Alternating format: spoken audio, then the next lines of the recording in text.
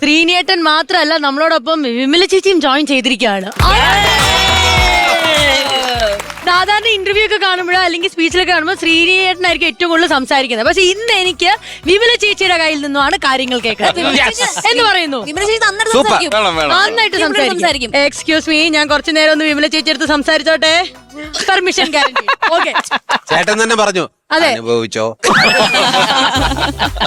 അല്ല, വീട്ടില് ഭയങ്കര വർത്താനം പറയുന്ന കൂട്ടത്തിലാണോ വിമല ചേച്ചി, അതോ ഭയങ്കര സൈലന്റ് ആണോ? സത്യം പറയാൻ എനിക്ക് ധൈര്യമില്ല.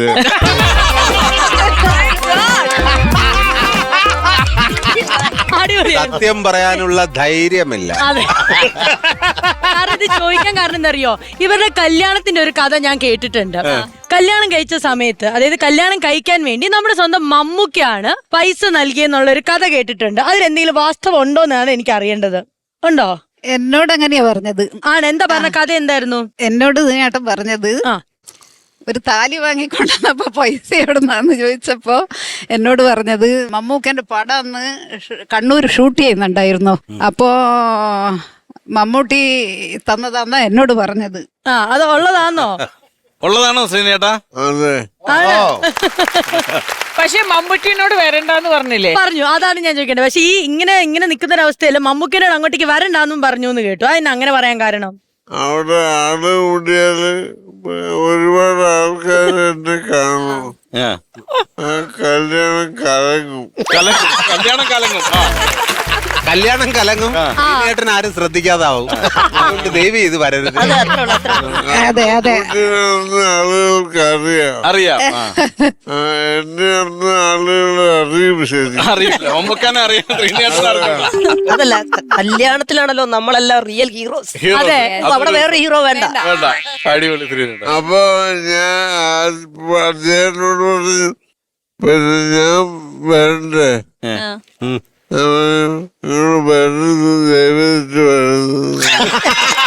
മമ്മൂക്കയുടെ അവസ്ഥ മമ്മൂ ചോദിക്കാൻ ഞാൻ വരണ്ടേ? വേണോ പ്ലീസ് ദയവ് ചെയ്ത് വരണ്ടേ? ഇൻവിറ്റേഷൻ അല്ലേ തന്നത് തന്നെ ധാരാളം.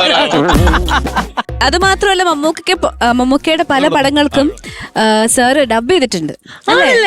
അത് ശരിയാണ്, അങ്ങനെ ഒരു കഥ നമ്മൾ കേട്ടിട്ടുണ്ട്. അതെ, അത് ശ്രീനേട്ടാ മമ്മൂക്കയ്ക്ക് വേണ്ടി ഡബ് ചെയ്തിട്ടുണ്ടെന്നുള്ളത് കേട്ടിട്ടുണ്ടല്ലോ.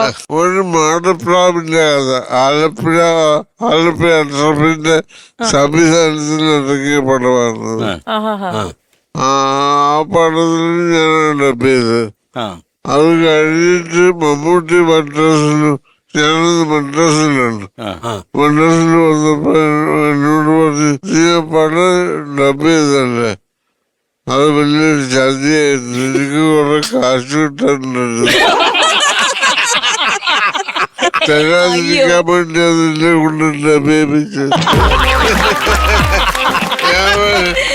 എന്തിനാ ഡബ് ചെയ്യാൻ പോയത്? എനിക്ക് കുറച്ച് കാശ് കിട്ടാനുള്ള ഒരു മാടപ്രാവിന്റെ കഥ അല്ലേ? പിന്നെ മഴ പെയ്യുന്നു മദ്ദളം കുട്ടുന്നു, അതില് ക്യാമിയോ ആണ് മമ്മൂക്ക, അതിനും സാറാണ് ശബ്ദം കൊടുത്തത്. ആണതെ, അതെ. പിന്നെ വേറൊരാൾ കൊടുത്തിട്ടുണ്ട്, ത്യാഗരാജന്. ത്യാഗരാജന് കൊടുത്തിട്ടുണ്ട് ഒരു കഥ, ഒരു മുത്തച്ഛി കഥ. വില്ലൻ ത്യാഗരാജന് സൗണ്ട് കൊടുത്ത ചേട്ടനാണ്. പിന്നെ ടി എസ് മോഹൻ സംവിധായകനുണ്ട്. അദ്ദേഹത്തിന്റെ പടം വിധിച്ചതും കൊതിച്ചതും.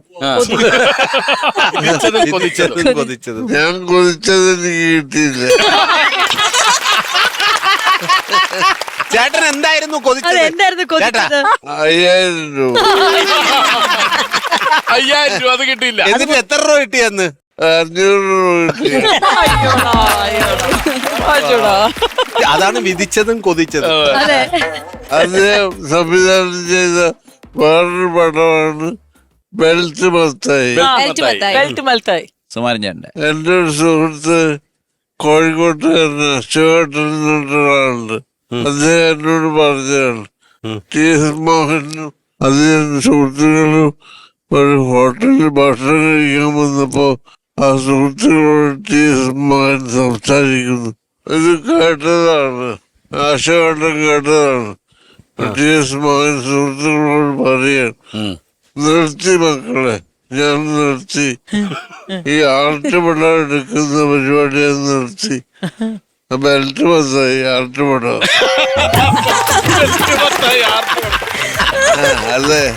ഇനി സത്യം പറയട്ടെ, ഞാൻ ഈ പറഞ്ഞ സംവിധായകൻ എന്റെ നാട്ടുകാരനാണ്. മിണ്ടാതിരുന്ന്. പറവൂർക്കാരൻ.